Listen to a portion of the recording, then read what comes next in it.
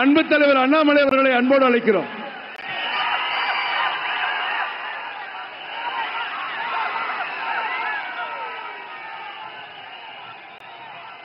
அன்பார்ந்த பெரியோர்களே, தாய்மார்களே, உலகம் போற்றக்கூடிய உத்தம தலைவர் நம்முடைய பாரத பிரதமர் நரேந்திர மோடி அவர்கள் சென்னைக்கு நம்மளை எல்லாம் சந்தித்து பேசுவதற்காக வந்திருக்கின்றார்.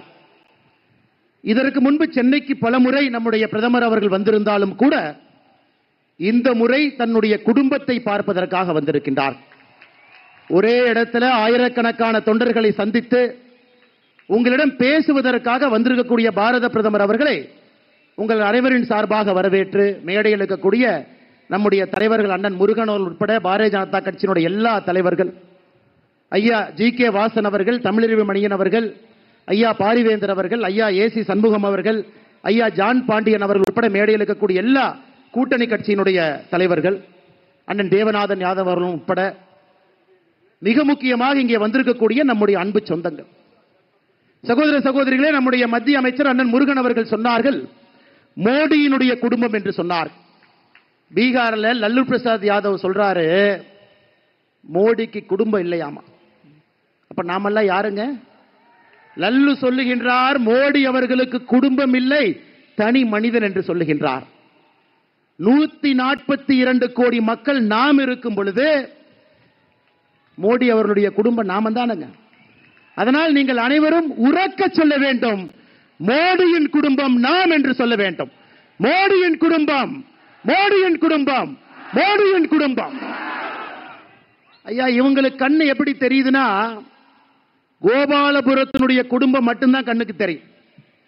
அந்த குடும்பத்திலே பிறந்து வளர்ந்து அவர்கள் நன்றாக இருக்க வேண்டும் என்று நினைக்கக்கூடிய திமுகவினுடைய குடும்பம், பீகாரில் தொடர்ச்சியாக ஒரே குடும்பம் ஆட்சியில் இருக்க வேண்டும் என்று நினைக்கக்கூடிய லல்லு பிரசாத் யாதவ் அவர்களுடைய குடும்பம் 17 வயதிலே தன்னுடைய வீட்டை விட்டு இந்தியா முழுவதும் சுற்றி திரிந்து இன்னைக்கு கிட்டத்தட்ட ஒரு யோகியாக தன்னுடைய வாழ்க்கை முழுவதுமே மக்களுடைய முன்னேற்றத்திற்காக அர்ப்பணித்திருக்கக்கூடிய பாரத பிரதமர் நரேந்திர மோடி அவருடைய மொத்த குடும்பமும் 142 கோடி மக்கள் இங்கே அமர்ந்திருக்கின்றோம் சகோதர சகோதரிகளை. ஐயா, அது மட்டும் இல்லைங்க, இந்த தேர்தலில் நான் மோடி ஐயாவுடைய குடும்பம் என்று அவர்களோடு நிற்கும் பொழுது கோபாலபுரத்தினுடைய குடும்பத்தையும் திமுகவில் சிற்றரசர்கள் போல தமிழகம் முழுவதுமே வளர்ந்திருக்கக்கூடிய 4வது தலைமுறையாக அரசியல் இருக்கக்கூடிய எல்லா குடும்பத்தையும் அரசியல் இருந்து அகற்ற வேண்டிய நேரமும் இது சகோதர சகோதரிகள். 2024 பாராளுமன்ற தேர்தல் ஒரு அற்புதமான வாய்ப்பு நமக்கு கொடுத்திருக்கிறது. நிச்சயமாக நாம் இதை பயன்படுத்தி மோடியினுடைய குடும்பமாக இருக்கக்கூடிய நம்முடைய தமிழ் சொந்தங்கள் எல்லாம் இந்த முறை பட்டி தொட்டி எல்லாம் 400 எம்பிக்களை தாண்டி மோடி அவர்கள் வரும் பொழுது தமிழகத்திலிருந்து 39 எம்பிக்களையும் அனுப்பி வைக்க வேண்டிய தலையாய கடமை நமக்கு இருக்கிறது சகோதர சகோதரர்கள். இன்னைக்கு மேடையில் மோடி ஐயா அவர்களுக்கு காஞ்சிபுரத்தினுடைய பட்டுல நெய்யப்பட்ட ஒரு சால்வையை போர்த்தணும். அந்த சால்வையில மோடி ஐயாவுக்காக சிறுத்தை புலியை அச்சிட்டு அந்த சால்வையை போர்த்தணும். நிறைய பேர் நினைக்கலாம் எதற்காக மோடி ஐயா அவர்களுக்கு மேடையில காஞ்சிபுரத்தினுடைய பட்டு சிறுத்தை அச்சிட்டு கொடுத்தீங்க.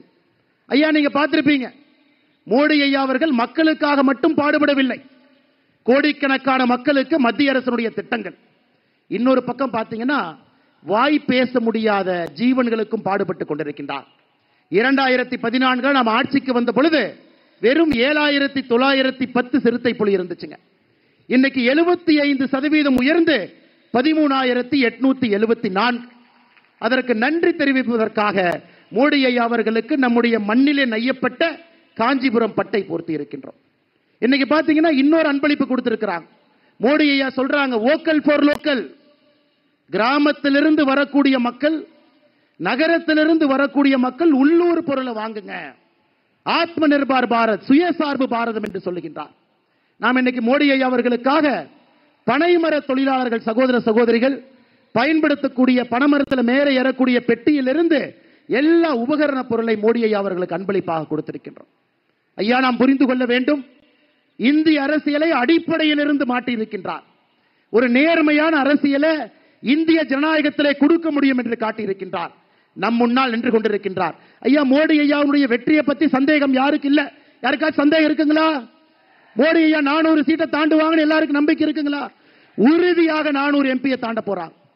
நாம் இன்று செய்ய வேண்டிய தலையாய கடமை அந்த 400 பாராளுமன்ற உறுப்பினர்களை தாண்டும் பொழுது தமிழகத்திலிருந்து 39 பாராளுமன்ற உறுப்பினர்களை அனுப்பி வைக்க வேண்டும் என்று சபதம் எடுப்பதற்காக சென்னையிலே YMCA மைதானத்தில் நம்முடைய கூட்டணி கட்சி தலைவர்களோடு நாம் அமர்ந்திருக்கின்றோம். சகோதர சகோதரிகளை, இன்னைக்கு தமிழகத்தில் நடக்கக்கூடிய திமுக ஆட்சியை பாஞ்சாலி சபதத்தில் மகாகவி சுப்பிரமணிய பாரதி சொல்லி இருக்கின்றான்.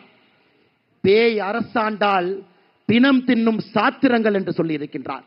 ஒரு பேய் ஆட்சி செய்தால் அந்த நாடு எப்படி இருக்குமோ, இன்னைக்கு தமிழகத்தில் திராவிட முன்னேற்ற கழகத்தினுடைய ஆட்சி ஒரு சாட்சி. கொள்ளக்காரனுக்கு, மண்ணு கடத்துறவனுக்கு, சாராய விற்கிறவனுக்கு, கஞ்சா விற்கிறவனுக்கு இந்த நாட்டிலே முதல் மரியாதை. சாதாரண பொதுமக்களுக்கு மரியாதை இல்லைங்கய்யா. பேய் அரசாண்டால் பிணம் தின்னும் சாத்திரங்கள் என்று பாஞ்சாலி சபதத்திலே மகாகவி சுப்பிரமணிய பாரதி சொன்னது போல நடக்கக்கூடிய ஆட்சியை அகற்ற வேண்டிய நேரமும் காலமும் நமக்கு வந்துவிட்டது சகோதர சகோதரி. அதனால் பொறுமையாக மோடி ஐயாவுடைய பேச்சுக்காக காத்திருக்கக்கூடிய எல்லா சகோதர சகோதரிகளுக்கு ஒரே ஒரு சங்கல்பத்தை எடுத்து செல்வோம். ஒரு தவமாக வேலை செய்வோம். அடுத்த 60 நாட்கள் இந்திய அரசியலில் மிக முக்கியமான 60 நாட்கள். காரணம், இன்னைக்கு எல்லாம் நாளைக்கு பத்தி யோசிச்சுட்டு இருக்காங்க. மோடி ஐயா நேற்று மந்திரி சபை கூட்டத்தில் அடுத்த 25 ஆண்டுகளுக்கான திட்டத்தை போட்டுவிட்டு வந்திருக்கின்றார். The politicians of today, they think about tomorrow morning. We have a Prime Minister, Honorable Narendra Modi ji, who has prepared the vision for the next 25 years. Next 25 years, he got a vision in his hand. He is not going to rest till India becomes the #1 country in the world. அப்படிப்பட்ட அற்புதமான தலைவனை பெற்றிருக்கின்றோம். 25 ஆண்டுகளுக்கான திட்டத்தை கையிலே வைத்திருக்கின்றார். அதற்கான அடித்தளத்தை 2024 அமைப்பதற்கு தயாராக இருக்கின்றார். அதனால் மோடியோடு நிற்போம். மோடி குடும்பத்தினர், மோடி அவர்கள் 39 பாராளுமன்ற உறுப்பினரை தமிழகத்திலிருந்து அனுப்பி வைக்க வேண்டிய கடமை நமக்கு இருக்கிறது. சகோதர சகோதரிகளே, உங்கள் அன்பிற்கும் பாசத்திற்கும் மோடி ஐயாவிற்கு தொடர்ந்து நீங்கள் கொடுக்கக்கூடிய ஆதரவுக்கும் நன்றி தெரிவித்து என்னுடைய உரையை முடித்துக் கொள்கின்றேன். நன்றி, வணக்கம். பாரத் மாதா கி, பாரத் மாதா கி. நம்முடைய குடும்பம், நம்முடைய குடும்பம், நம்முடைய குடும்பம்.